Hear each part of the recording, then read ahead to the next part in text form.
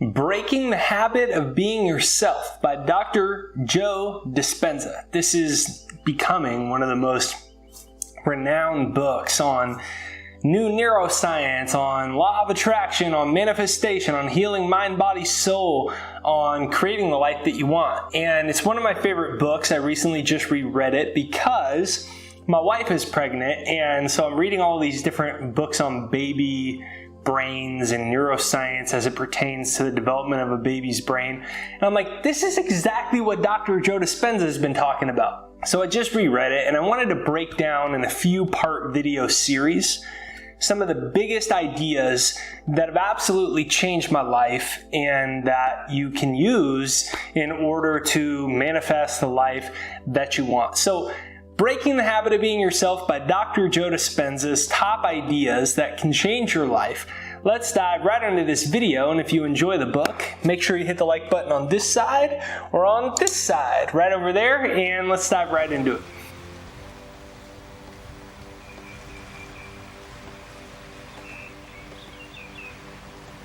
Number one is demystifying Einstein. That was one of the things that really was so eye-opening to me. So in Breaking the Habit of Being Yourself, Dr. Joe Dispenza goes through kind of the evolution of worldviews as it pertains to physics and the nature of reality. So we used to believe, and we kind of still do unfortunately, a Newtonian model of the world, a Cartesian model of the world. And this was one in which the Newtonian model was basically that matter is everything, that the physical universe is everything, and energy is kind of this unexplainable side phenomena of matter. So it made the world out to be this very cause and effect world, in that matter was always the cause of everything, and energy was this unexplainable phenomena that was a side product of it, right? But then Albert Einstein comes along and he is like, yo, E equals mc squared. And basically what that showed us was that energy and matter were one and the same. That essentially they were so fundamentally interlinked that they are the same thing. So what's an example of matter? This would be an example of matter, right? This wall. Hello? Anyone there? So that wall is 99.999% empty space. We now know. All that wall really is just energy. It's energy vibrating at such a quick speed. It's essentially vibrating at the speed of light, and at this electromagnetic frequency level, it appears solid to our eyes, which have been conditioned to believe that this is a solid world. But what Albert Einstein showed us is that actually we live in a world of energy. We live in an ocean of motion where my body and anything that you want, any potential reality that you want, is simply energy as well. And so at the core of it, Albert Einstein was really like the greatest mystical thinker ever. So the second thing that I found incredibly life-changing is in line with what Albert Einstein and what we just discussed, which is what Dr. Joe Dispenza calls the quantum you. So the quantum you is really that you're the greatest experiment in quantum physics.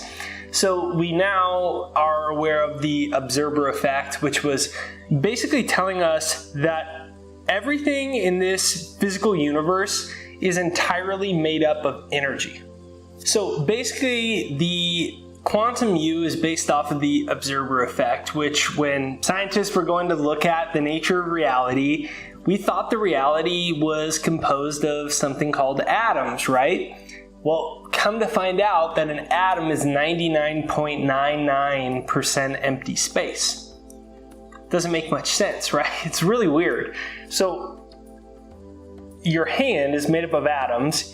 The car you want, the house you want, your chair you're sitting on, it's all made up of atoms.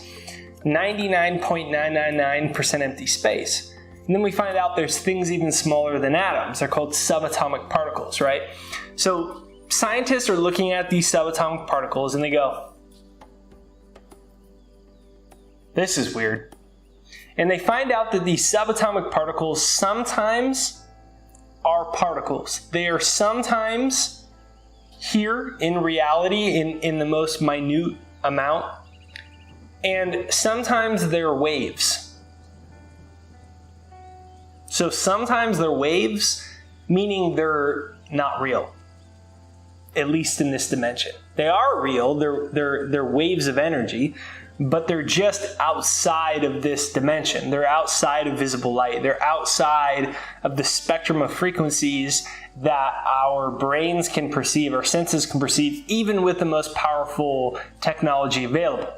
So the observer effect, they got all confused because they realized a subatomic particle could be a particle. It could be observable and it could be invisible. So they called it the observer effect because what they found out was that the quality of the point of consciousness of the particle or of the wave, of the energy, dependent upon if it was observable or not, was from the consciousness observing it. So they surmised that consciousness actually determines how the subatomic particles rearrange themselves in the world of form, in the world of matter. Meaning that the quantum you is saying, you are the observer. In the exact same way that the observer effect experiment worked, where they found out that a subatomic particle could be visible and not visible, it could be invisible and visible, based off of the consciousness observing it. Everything that you ever want, it's just energy too.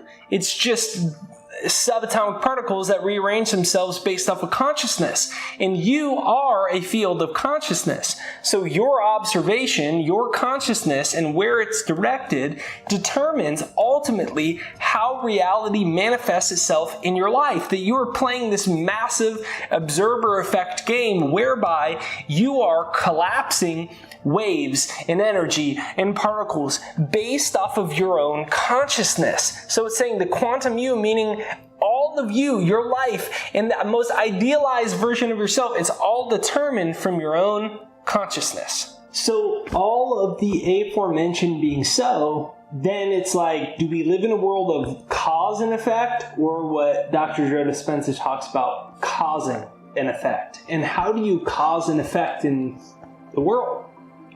So many of us are fixated on the consciousness of cause and effect.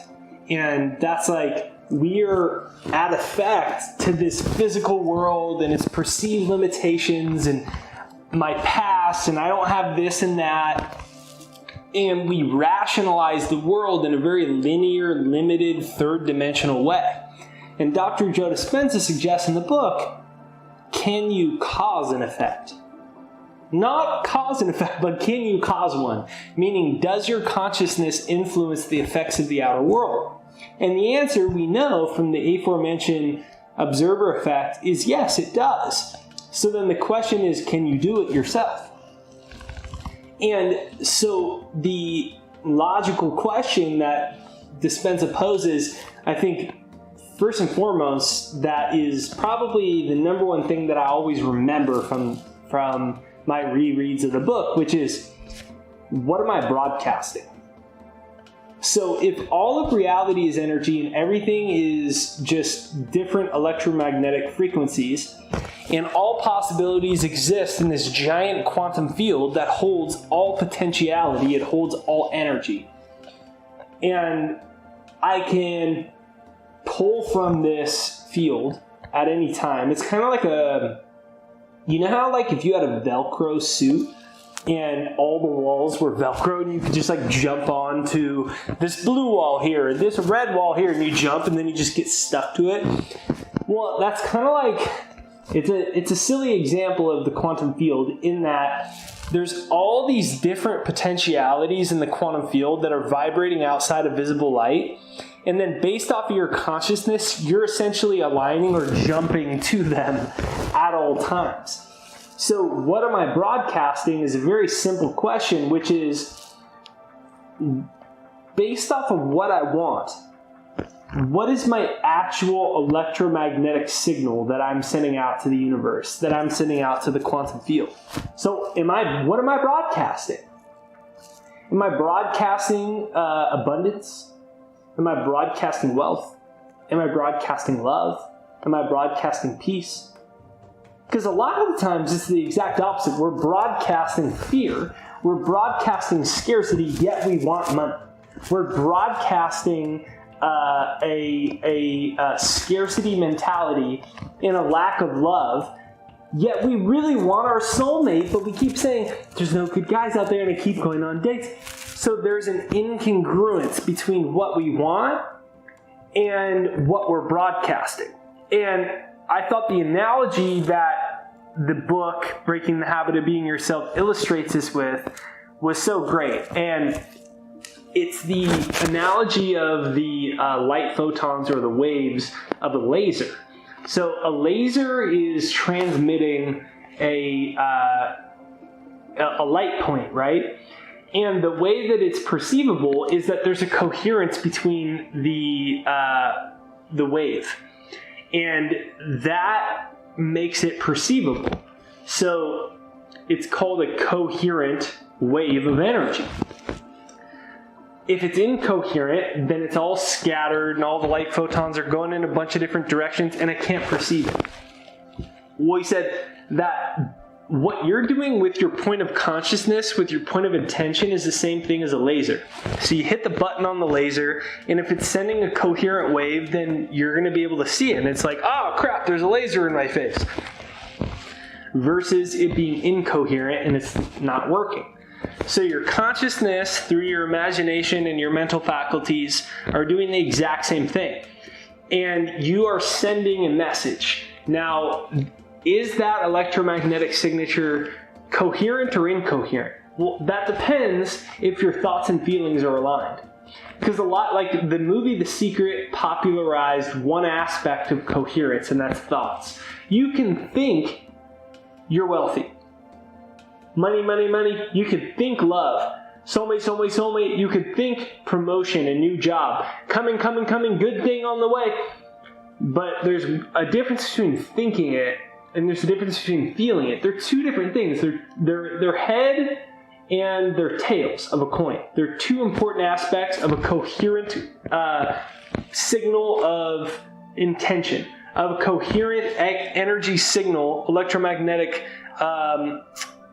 signal frequency that you're sending to the quantum field. So you can be in the absence of what you want, yet you know what you want. I'll give you a perfect example in my life. So I was 19 years old, I dropped out of college, and I decided I wanted to write a book about it called Into the Wind, My 6-Month Journey Wandering the World for Life's Purpose. So I write this whole book, I do all these things. And I was 20 when I dropped out, and all the publishers said no. I got denied by all of them. And many, many, many literary agents said no. Many family members and friends said this is a dumb idea. Like, what are you doing, bro? You're 20 years old. You're writing this like autobiography. It's this. Why don't you go to school and do this when you retire? I'm like, what are you doing? You're not going to make money. And I was faced with so much resistance in my outer world that I started to get sucked into it. All my social conditioning. I knew what I wanted. I wanted to be a successful author and online personality, speaker, inspiring millions of people, successful business. I knew what I wanted. But my feelings were different than my thoughts. My feelings were, I'm too young, so I had this inferiority complex. I didn't think I was smart. I failed junior English class in high school, and I dropped out of college. I didn't know anything about writing. I only got into college because I was a first team All San Diego basketball player. So I wasn't smart. I was just like a C student. And I didn't know how to write. I mean, of all things, that was not my strong suit. So I had this whole complex that was like, I felt like I wasn't as smart as Wayne Dyer and Joe Dispenza and these people I was inspired by. So I felt one way, but my thoughts were up here and my feelings were down here. So there was a lack of coherence. And I read this book the first time through, and I started practicing memorizing new feelings. I started practicing feeling a certain kind of way. I started feeling as if my books were like getting read, my videos were going viral. I started getting all excited about it. I started writing down what I was thankful for. Before it even happened, I started writing that I was inspiring millions of people. I had this successful business. And unbeknownst, things started shifting. My book started selling. I sold 20,000 copies of the self-published book. Penguin Random House, the #1 publishing company in the world, gave me a contract. My books got translated into languages like South Korean. All these things started happening. So the question is, what the heck happened? What happened was, your brain doesn't know the difference between what's real and what's not real. And this is where I first heard of the phrase Hebb's Law that Dr. Joe Dispenza talks about. Hebb's Law says essentially that nerve cells that fire together wire together. And whenever you have emotions, it's your energy in motion. Whenever you have that, you start to fire and wire nerve cells together. So your brain starts to respond to dominant emotions, habitual emotions. Even if they aren't happening in your environment, they're only happening in your mind, in your nervous system. So I started conditioning my brain that I already was all these things that I wanted. In essence, I changed my state of being. I convinced myself through my imagination, through my emotions, through my nervous system and all the cells in my body, I convinced myself that I already had something that I didn't have yet, and I started to feel different. My state of being changed. All your state of being is your electromagnetic frequency that you are sending out to the universe. And I started to change mine. Mine shifted. And when mine shifted, I created a coherence between my thoughts, my conscious desires, and my feelings, my vibration, my frequency, my emotion. They created a coherence. And when that happened, I totally shifted the timeline that I was on. I started to shift the electromagnetic field or frequency that I was sending to the quantum field, to the universe. So in response, I started changing my point of attraction back. And as I kept thinking and feeling differently, I was thinking different, I was feeling different.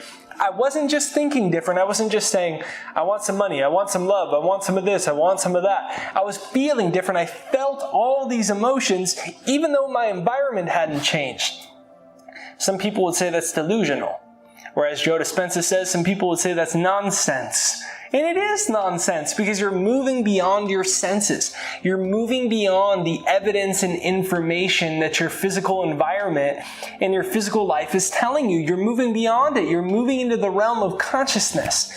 And that shift is the real focal point that changes everything. That's where the new neuroscience comes into play. That's where Hebb's Law comes into play, because your brain starts firing and wiring different types of synaptic connections. Your brain starts to think it's real. And then this is changing the whole feedback loop that you're on. All of a sudden, you're offering to the quantum field of infinite possibilities that you already have the thing that you want, and the universe goes, oh, okay, boom, let me give it to you. And this, in essence, is what it means to break the habit of being yourself. So the feedback loop, the hamster wheel of thinking and feeling has shifted. You're no longer thinking at the level of your environment. You're no longer feeling at the level of your environment. You're no longer looking at your bank account and saying, I'm broke, I'm broke, I'm broke. You're no longer looking at the empty side of your bed and saying, the right guy's not out there, the right woman's not out there, because you are no longer getting your consciousness determined by your outside environment. You broke the habit of being yourself. Because what is yourself? Well, your brain is just an artifact of the past, according to breaking the habit of being yourself. So your brain is just an artifact of the past. It's memorized the outside environment and your regular emotions and thought patterns. But all of a sudden, you broke that habit. You're now living from your own consciousness, your own free will, your own desires, and you're feeling in accordance to it, even if the outside environment hasn't matched that. Boom, you broke the habit of being yourself. And that's when life really starts to shift. So this is part one of the breaking the Habit of Being Yourself series of Dr. Joe Dispenza's book. If you really want to amplify that, I suggest you download my free success hypnosis right there down below. It's jakeshypnosis.com right there down below, pinned to the comments. jakeshypnosis.com, and it's my free success hypnosis that you can start to use during your meditations and during your visualizations to start to recondition your subconscious for new emotions, for new feelings. You can start to synchronize your thoughts, your conscious desires with your subconscious programming. It's jakeshypnosis.com. It's right there down below. Be sure to check out the book, Breaking the Habit of Being Yourself. Hit the like button on this side or this side, this side or this side to send this out into the YouTube universe so more people see it. And hey, be sure to leave a comment right there down below because that's what sends this out into the YouTube universe so more people see it. So make sure you leave a comment right there down below. Thanks for subscribing and watching this video, and I'll see you on the next part of the Breaking the Habit of Being Yourself series.